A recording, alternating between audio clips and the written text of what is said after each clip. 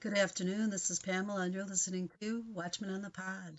All right, I'm going to continue and pick up at Pope, Chief of White Slavers, High Priest of Intrigue by Jeremy J. Crowley. Um, James uh, Arnett, Arndt, is the one that he types books out and he puts them on his website, which is James Japan. And you can go to that website and read it along with me, read it for yourself. But I do suggest James's website. I enjoy the brother in Christ tremendously. Okay, introductory. Justice to myself and justice in matter more emphatic to American citizenship, always concerned when the rights even of the humblest are by any one menaced or assailed, justifies publication in full of the following correspondence. Not only Americans, but all citizens and subjects of free governments are concerned in the outrage upon me inflicted while in the exercise of individual rights and privileges everywhere recognized and protected. I appeal, therefore, not only to Americans, but to free men everywhere against wrong done me because of attitude taken, inspired by conscience, commanded by duty, against papal greed, intrigue, aggressiveness, despotism, debauchery. The judgment of free men, untrampled by Romanistic superstition and repressiveness, confidently appealing, I submit this correspondence. Jeremiah J. Crowley. Challenge to Rome. I retired voluntarily, gladly, from the priesthood of Rome after a vain attempt, in combination with other priests, to secure a reform of Romanistic abuses from within. See Romanism and menace to the nation. This failing, no other course was open but to quit the accursed system forever. I will give $10,000 to any person who can prove that I was excommunicated, and that the statements and charges against priests, prelates, and popes in my book, The Pope, Chief of White Slavers, High Priest of Intrigue, and Romanism, Menace to the Nation, are untrue. And furthermore, I will agree to hand over the plates of these books and stop their publication forever. Will Rome accept this challenge? If not, why? Jeremiah J. Crowley, a Roman Catholic priest for 21 years, author, lecturer, and publicist. All right. Hold on, it's going to it. The Pope, Chief of White Slavers, High Priest of Intrigue. These are letters in Post Office Outrage. August 17th, 1912. Mr. E.R. Monfort, Postmaster, Cincinnati, Ohio. Dear Sir, I respectfully request your immediate attention to the enclosed affidavit setting forth a statement of the insult which I received from Myron L. Herney, clerk in the mailing division, which instance occurred at window number 9, August 15th at 9:10 p.m. as set forth in the statement. While I was asked to accept an apology for this atrocious conduct, while I patiently waited to see if the apology would he really forthcoming, I had, however, decided that I could not consider accepting an apology under the circumstances, and thus condone the insult and become a party to this wanton assault upon the part of a public servant. While there is no malice in the course which I am taking, at the same time this decision is unalterable.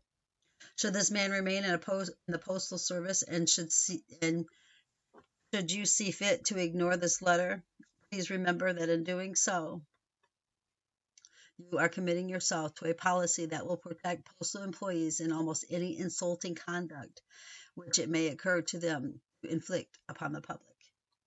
Thanking you for an early reply and desiring action upon this matter at once.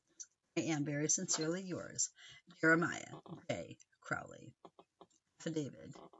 Jeremiah J. Crowley, being first duly sworn, disposes and says that he is a resident and citizen of the city of Cincinnati in the state of Ohio, and that he is a patron of the post office in Government Square in this city. And further, that on the 15th of August, 1912, at or near the hour of 9 o'clock in the evening, he went to the said post office for the purpose of stamping and sealing certain special letters, which he also there had weighed. During this transaction, after purchasing the stamps, he went across the hall to window number 9.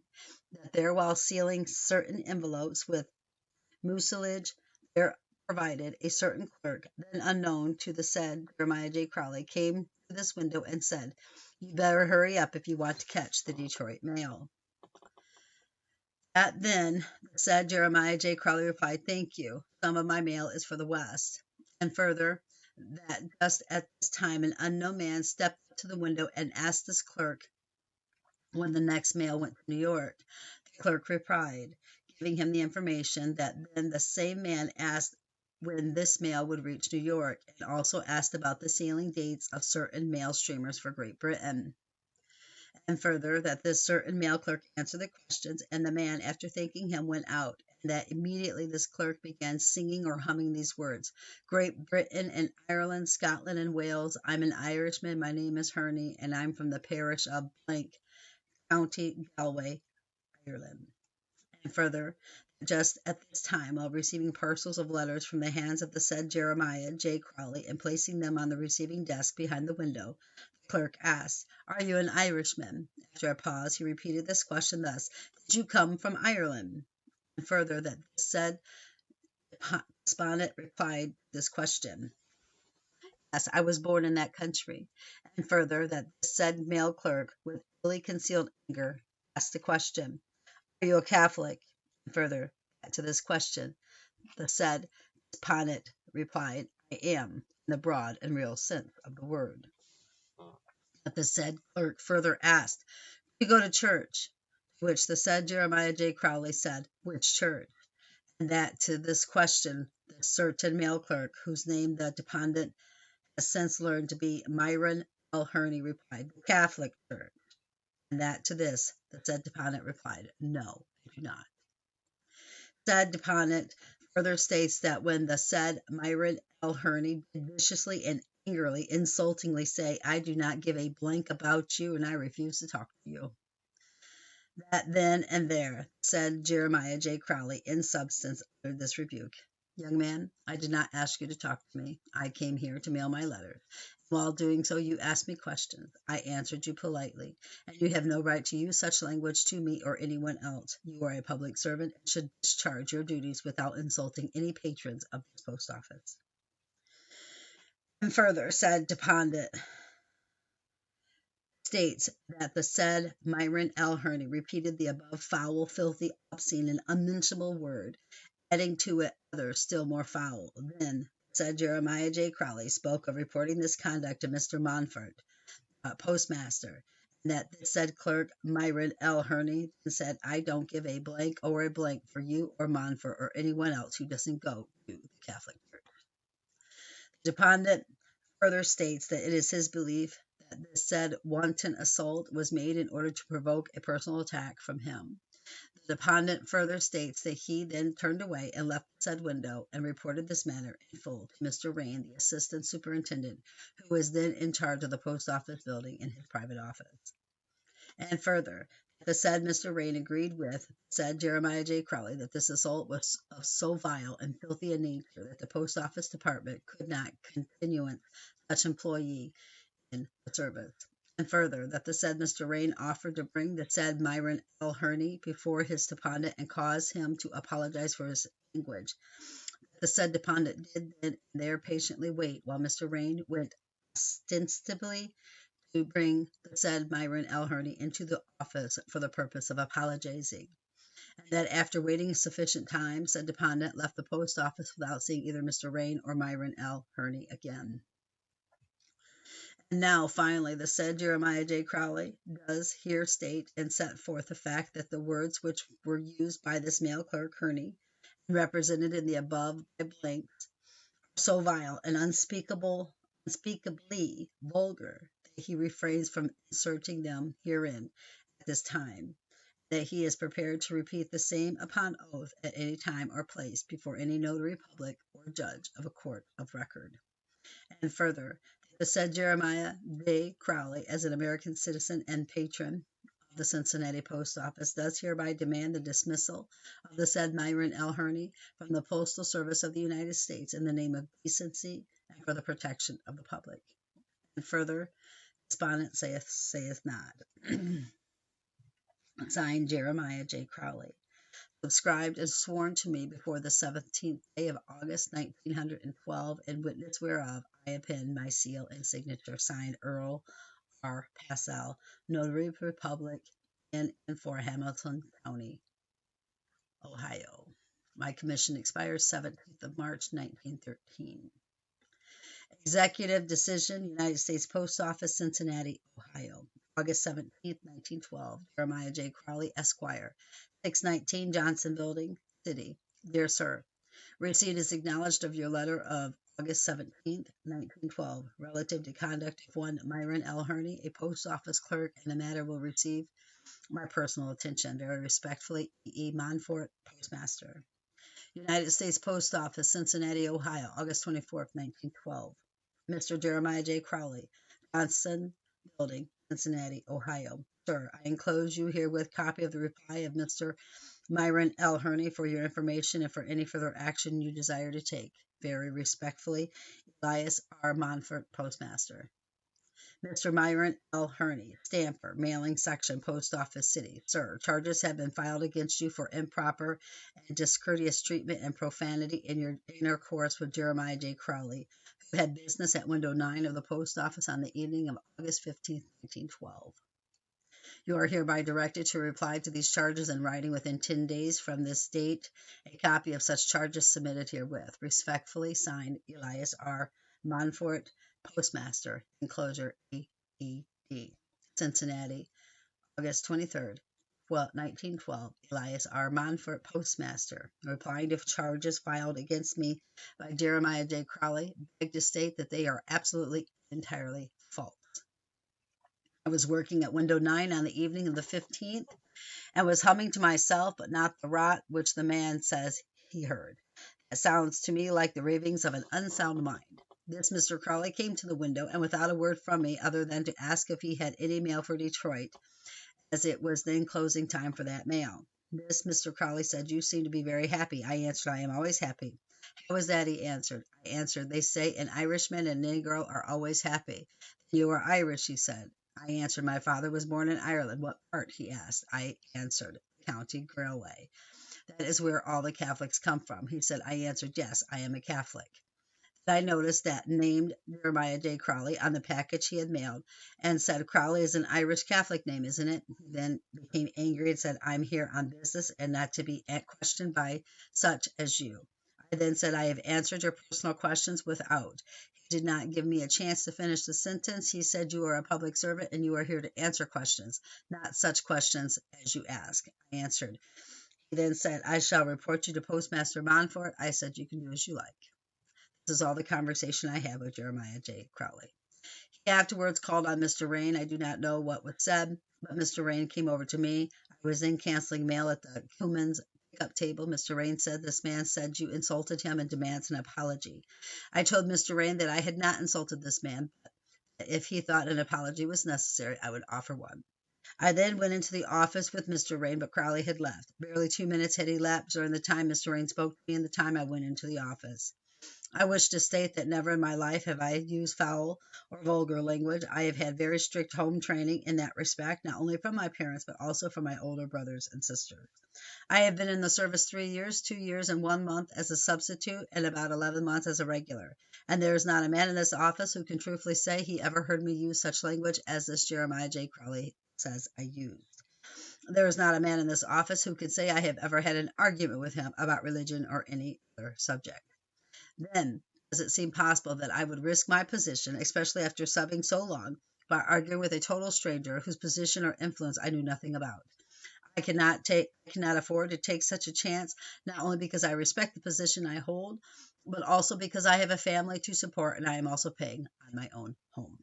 I have always tried to do the best I know how in my work, while in a service which I believe all my superiors and brother clerks will corroborate. I am willing and ready to swear that what I have written is the absolute truth. Respectfully signed, Myron L.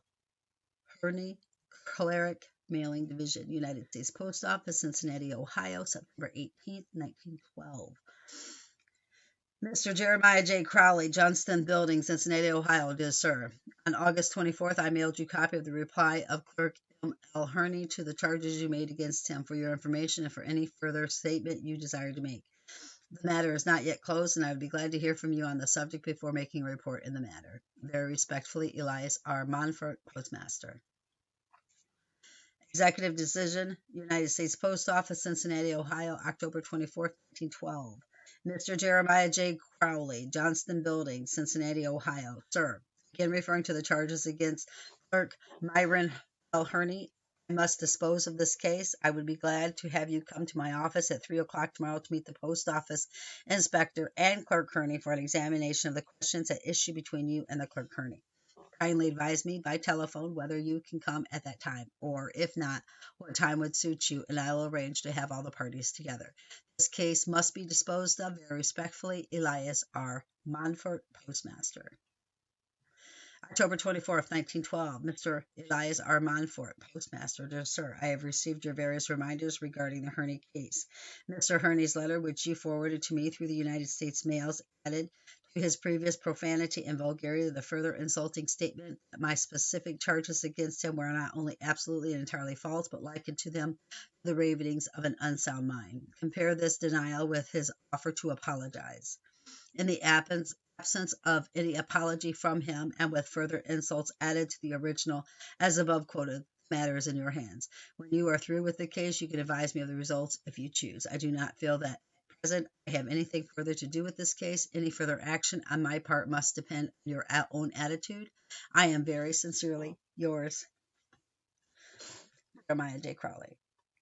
Executive Decision, United States Post Office, Cincinnati, Ohio, October 25th, 1912. Jeremiah J. Crowley, Esquire. 619 Johnson Building, Cincinnati, Ohio. Sir, on August 17th, you filed a sworn statement of charges against Clerk Myron L. Herney, an employee of the post office. This statement was referred to the clerk for a reply.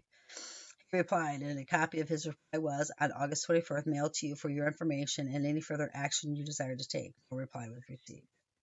On September 18th, I again wrote you and said that I would be glad to hear from you before making a report. On October 24th, I wrote you fixing the time at my office for an examination at 3 p.m. October 25th. You, on October 24th, acknowledged receipt of this letter and said you had received various reminders of the Herney case and stated as follows. Mr. Herney's letter, which you forwarded to me through the United States mails, added to his previous profanity and vulgarity the further insulting statement that my specific charges against him were not only absolutely and entirely false, but likened them to the ravening of an unsound mind. Compare this denial with his offer to apologize. In the absence of any apology from him, and with further insults added to the original as above quoted, the matter is in your hands. When you are through with the case, you can advise me with the results if you choose. I do not feel that at present I have anything further to do with this case. Any further action on my part must depend on your attitude. The rules of the department require a careful and impartial examination of such cases before any condemnation or penalties shall be fixed. In this case, the complaint and the reply are in direct conflict. Making an impartial ruling, further evidence is necessary, at least to settle the question of the credibility of the witnesses. A man charged with so serious an offense has the right to face his accuser in the presence of the officers who are to pass judgment upon the case, and such officers, after examining the parties in most cases, are able to settle the question of the credibility of the testimony. Where there is no such opportunity, a determination of the facts cannot be safely made without the danger of doing injustice either to the complainant or the person charged with the offense. I hope you see the equity of this statement and be willing to come and submit to an examination, as Mr. Herney will be required to do. He has been ordered to appear at 3 o'clock. I hope you will reconsider your refusal to take any further action and deal justly with this office in enabling the officers to make a proper statement of the case to the department. Hoping to see you at the office at 3 o'clock. I am very respectfully, Elias R. Monfort, October 25th, 1912. Mr. Elias R. Monfort, Postmaster, Cincinnati, Ohio. Dear Sir, you have my sworn statement dated August 17th, 1912, of the occurrence in the post office. I have nothing to add to or take from that statement. With such a statement made under oath, Mr. Herney should have been forthwith suspended pending an investigation. As you have done nothing of the kind, your invitation to come to your office at 3 o'clock evidently means a wrangle with a man beneath my notice. I am very sincerely yours, Jeremiah A. Crowley. 3 months after the foregoing letter, dated October 25th, 1912, the minutes published January 25th, 1913, the following article. Crowley in the post office. Author of the Romanism, A Menace to the Nation, is grossly insulted by a post office employee at Cincinnati, his action evidently upheld by the postmaster. Jeremiah J. Crowley, for 20 years, a Roman Catholic priest, allowed no redress for unspeakable abuse by Myron L. Herney, an employee of the Cincinnati Post Office, by Postmaster E.R. Monfort, who poses as a Protestant. By H. George Booth, staff correspondent. When confronted with the damning proofs of their intrigues and unspeakable depravity, Romish priests find refuge in the holy Mother Church's conspiracy of silence.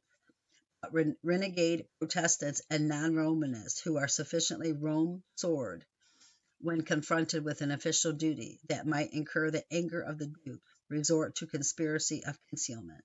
No more efficient or cowardly conspiracy is possible to Rome's nominal Protestant allies than that of concealment and clever evasion. As a striking example of this latter predatorious policy, the menace caused the attention of every freeborn American to the following sterling proof of Catholicism's stupendous power, as evidenced by the following authentic proofs, which are copied from the original documents in a very recent case, showing the defiant and triumphant prostitution of the freedom of American public institutions in the interest of Rome's implacable spirit of vengefulness toward one who, for 20 years, was gathering from the very inside the material for the most terrible arraignment of the Romanist political hierarchy that has appeared in the 20th century. Briefly told, the story is this. On the 15th day of August, 1912, about 9 o'clock in the evening, Mr. Crowley, well known to our readers as the author of Romanism, Menace to the Nation, was insulted by an employee in the Cincinnati post office by name Myron L. Herney at window number 9 while preparing a number of letters for mailing in the post office building in Cincinnati. So vile, so unspeakably vulgar and obscene was the language in which these insults were couched by this particular Catholic dupe. Mr. Crowley, for decency's sake, refrains from quoting it in his complaint, and the menace cannot reproduce it in print. The letter is omitted.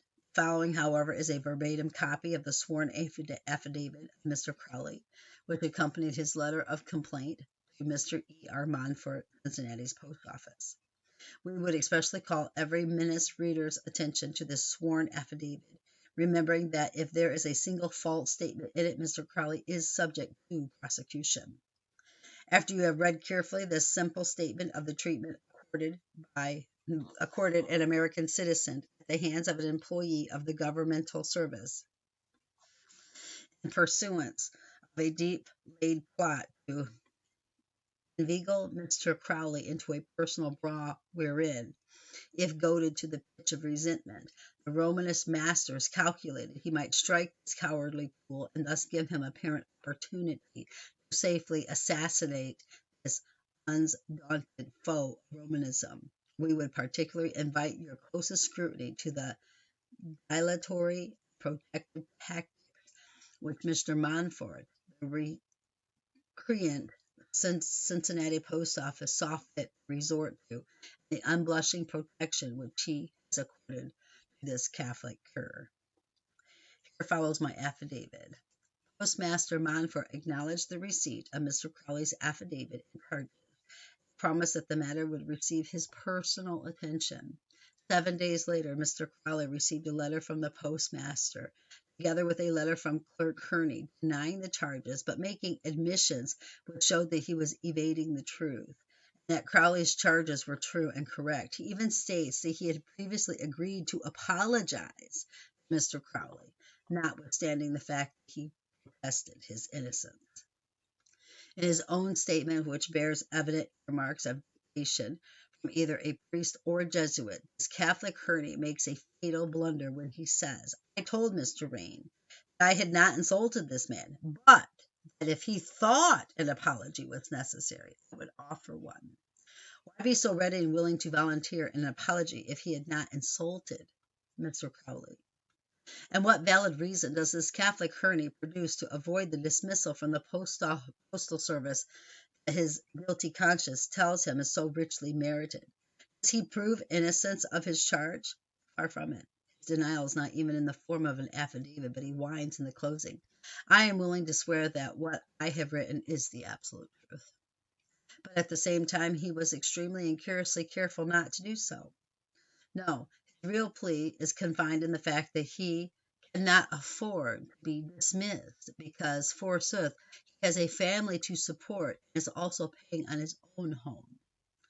Why not have taken time by the forelock and have thought twice about these things before you followed your master's voice in inflicting this wanton assault upon Mr. Crowley, to afford you an opportunity for a murderous assault wherein you might claim government protection? Postmaster Montfort managed to keep the case alive near the 1st of November last by correspondence with Mr. Crowley, even writing him seeking to make appointments for meetings in the post office when himself, Crowley, Herney, and the post office inspector might all be present. Mr. Crowley refused to be trapped by what he considered a scheme to bring himself and this Romanish tool of the post office into personal encounter, and on October 25th last wrote the postmaster the following letter. The next move, my letter of October 25th, see page 31, we had read it. The next move made by Postmaster, said that totally wrong. I'm sorry. The next move made by Postmaster Montfort was to send P.O. Inspector, Post Office Inspector Fletcher, to visit Mr. Crowley personally, which he did within a few days after his last letter was mailed. After some little conversation, Mr. Crowley astounded the inspector on the point of his credibility by furnishing him a copy of a fervent and glowing recommendation of the book, Romanism, a Menace to the Nation, and of its author, Mr. Crowley, written by Postmaster Montfort's own brother and published in his paper, the Herald and Presbytery of Cincinnati, Ohio, of which the following are the closing words. This book is in the interest of civil and religious liberty, of sound doctrine and purity of life, all of which are too often sadly lacking in the personal letters of the organization against which the flaming indictment and warning is issued by one of the cleanest, most Christian-hearted, most noble-spirited, and most courageous of men. The inspector vanished, carrying to Postmaster Montfort his own brother's estimate of Mr. Crowley's credibility. The Postmaster Montfort is a nominal member of the Presbyterian Church, and Mr. Crowley is a member of the Presbyterian Church. Since this visit by Inspector Fletcher, Postmaster Montfort has become absolutely mum. Mum's the word. And any real redress or further investigation of this unspeakably cowardly insult of a peaceable American citizen by a government employee in a federal building seems very remote, indeed, if not impossible. If this wanton and despicable assault is to go unpunished, if government employees are to vent their venom, Romanish in unprintable verbal filth, and find protection behind the soiled skirts of Catholic scared un-American public service officials, then where is the vaunted liberty of this greatest democracy of the world's history? What shall the end be? Did Montfort, Cincinnati's postmaster, hear his master's voice? United States Post Office, Executive Division, Cincinnati, Ohio, January 24, 1913. Me, Jeremiah J. Crowley, Johnson Building, Cincinnati, Ohio. Dear Sir, I have just read the bitter and unjust attack made upon me from your pen, the menace of January 25, 1913. And I assume that when you learn that your article was written under a wrong misunderstanding of the facts, you'll be glad to correct the error. You filed in this office with the postmaster charges against Myron L. Herney, clerk in the mailing section of the post office, for misconduct at window number 9. Under the rules of the department, I sent a copy of your charges to the clerk with a request for a written reply. Mr. Herney made his reply, and a copy of it was sent to you for any further action you desire to take.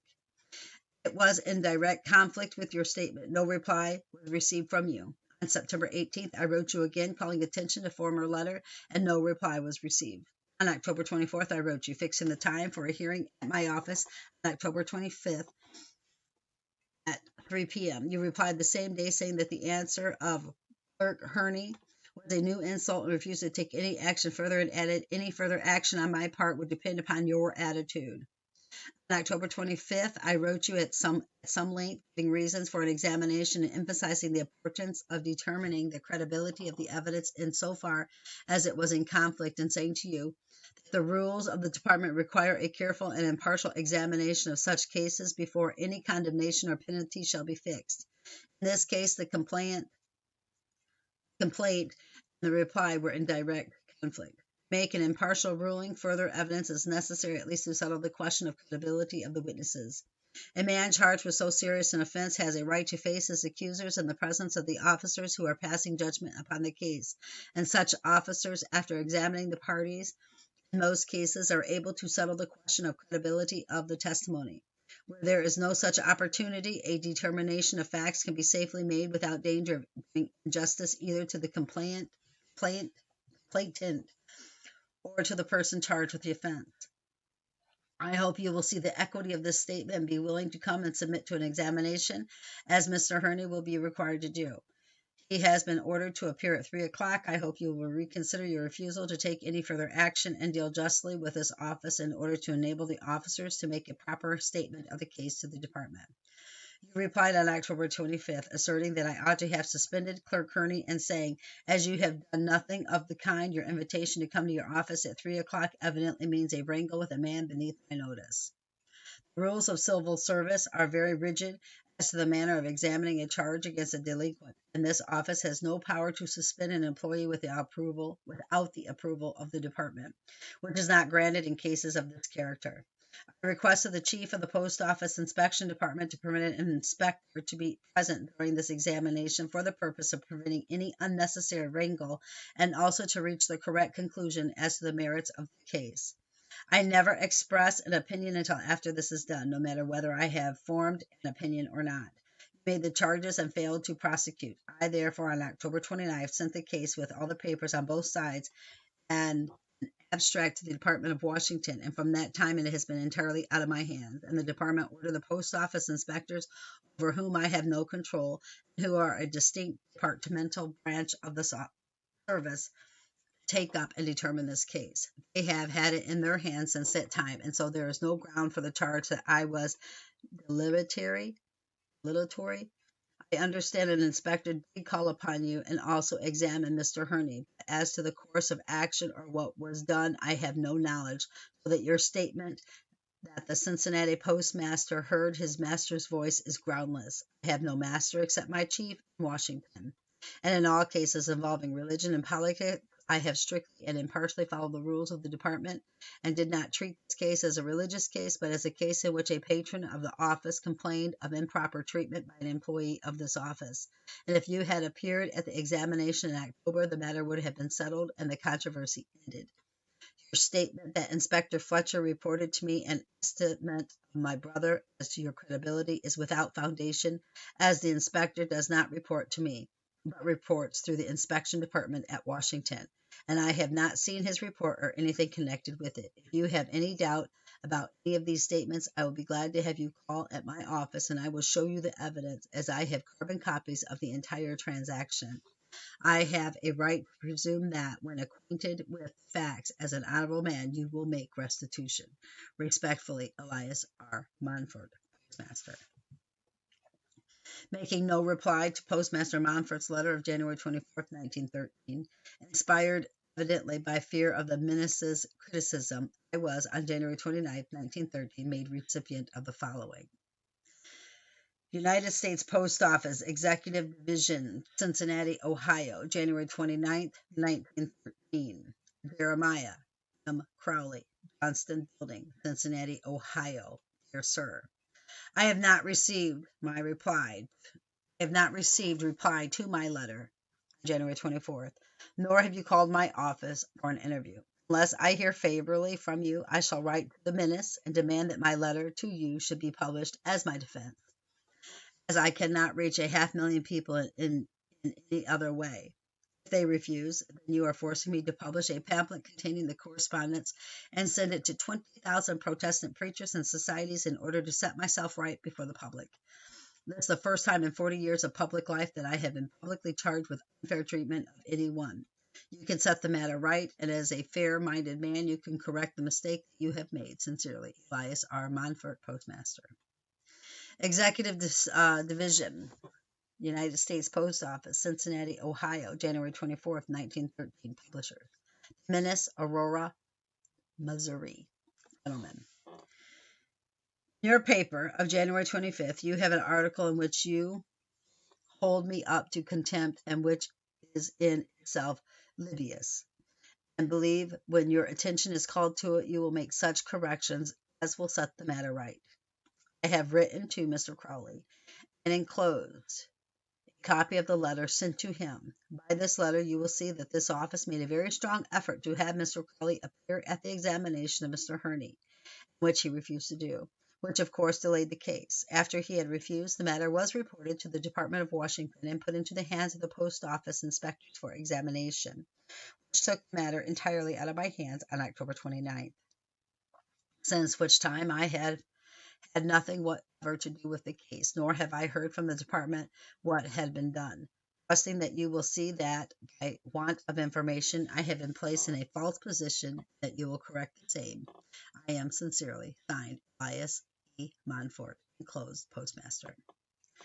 January 29th, 1912, Mr. Elias R. Montfort, Postmaster, Cincinnati, Ohio. Dear Sir, your letter of the 24th instant, with enclosures, was received in due course, and the same had been forwarded to our Washington, D.C. office in charge of Mr. H. George Booth, who handles all staff matters east of the Mississippi River. We are sure that he will give it the attention it deserves. Yours very truly, Menace Pub Company, Income, Aurora, Missouri, USA. Executive Division, United States Post Office, Cincinnati, Ohio, January 31st, 1913. Mr. H. George Booth, Staff Correspondent, Menace, Washington, D.C. Dear Sir, I have received this morning a letter from the Menace, Aurora, Missouri, saying that the matter of the unjust and injurious attack upon me in the Menace of January 25th had been sent to you as the one who handles all staff matters east of the Mississippi River, and saying, we are sure that he will give it the attention it deserves. I want this matter corrected in the Menace as fully as the attack was made, and I will be satisfied if you will print my letter to Mr. Crowley exactly as it is written. You will understand that my reputation is wider than this city. If it had been local, I would have given the matter no attention, as I am known here. I have been a ruling elder of the Presbyterian Church for 39 years. I have been a trustee of Lane Theological Seminary for 25 years. I have been a trustee of the Protestant College for 30 years. I was appointed by the General Assembly of the Presbyterian Church as a member of the Committee of Christian Unity. The said committee had a representative from all Protestant churches, among them Bishop Cox of New York. I was also appointed by the General Assembly I was also appointed by the General Assembly a member of the Committee on Union with the Southern Presbyterian Church. I have many other appointments of this kind unsought by me. I was a delegate in the Evangelical Alliance that met in London 10 years ago. I have recently received an appointment by the Presbyterian General Assembly as a delegate to the Evangelical Alliance of all churches in the world holding the Reformed faith meet in Aberdeen, Scotland, June 1913. The Menace has 500,000 subscribers among Protestants, so that such a charge is very serious. While your name appears as writer of the article, I have written to Mr. Crowley as the author because the scientific test of authorship as applied to the article give at least evidence that he wrote all or most of it. I have no documents of the same kind from your pen to make such tests, but I have from him on the same subject. You will understand that these tests involve rhetoric style, the applications of the rules of logic, and the counting of 500 or more words or letters in space, etc., etc.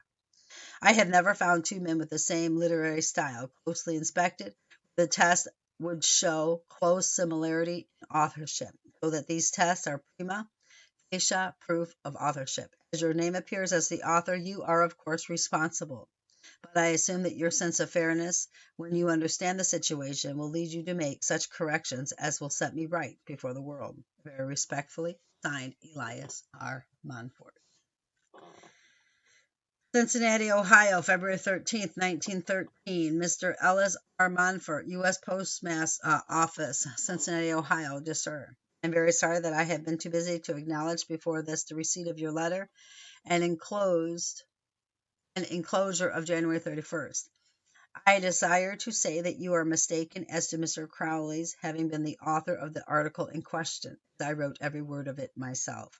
With all due respect to you, I do not believe there is anything that I care to add to that article at this time.